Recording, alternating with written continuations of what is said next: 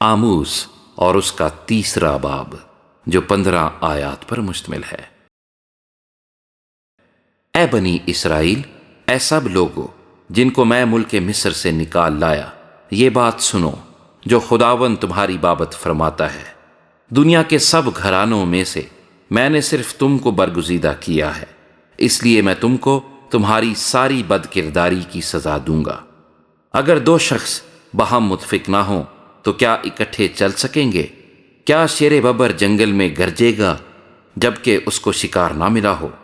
اور اگر جوان شیر نے کچھ نہ پکڑا ہو تو کیا وہ غار میں سے اپنی آواز کو بلند کرے گا؟ کیا کوئی چڑیا زمین پر دام میں پھنس سکتی ہے جبکہ اس کے لیے دام ہی نہ بچھایا گیا ہو؟ کیا پھندا جب تک کہ کچھ نہ کچھ اس میں پھنسا نہ ہو زمین پر سے اچھلے گا؟ کیا یہ ممکن ہے کہ شہر میں نرسنگا پھونکا جائے اور لوگ نہ کانپیں، یا کوئی بلا شہر پر آئے اور خداوند نے اسے نہ بھیجا ہو؟ یقیناً خداوند خدا کچھ نہیں کرتا جب تک کہ اپنا بھید اپنے خدمت گزار نبیوں پر پہلے آشکارا نہ کرے۔ شیر ببر گرجا ہے، کون نہ ڈرے گا؟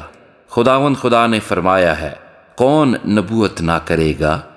اشدود کے قصروں میں اور ملک مصر کے قصروں میں منادی کرو اور کہو سامریہ کے پہاڑوں پر جمع ہو جاؤ اور دیکھو اس میں کیسا ہنگامہ اور ظلم ہے، کیونکہ وہ نیکی کرنا نہیں جانتے۔ خداوند فرماتا ہے، جو اپنے قصروں میں ظلم اور لوٹ کو جمع کرتے ہیں۔